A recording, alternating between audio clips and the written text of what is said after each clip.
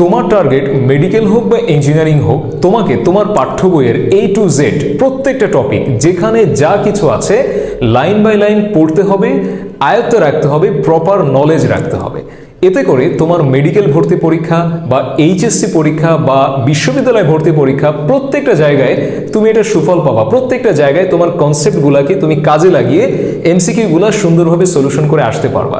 As well as তোমাকে কিন্তু engineering প্রশ্ন ব্যাংকের দিকেও ইকুয়ালি খেয়াল রাখতে হবে।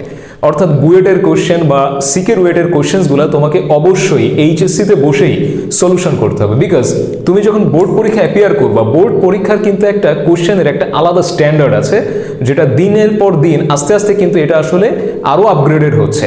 প্লাস বোর্ডের কোশ্চেনটা কিন্তু এখন ইঞ্জিনিয়ারিং কোশ্চেন প্যাটার্নটা, ম্যাথের কথা বলছি, ইঞ্জিনিয়ারিং কোশ্চেনে যে ম্যাথসগুলো আসে ওই প্যাটার্নটা কিন্তু এখন অনেকটাই ফলো করে। এই জন্য এইচএসসিতে বসেই তোমার ইঞ্জিনিয়ারিং কোশ্চেন ব্যাংক স্পেশালি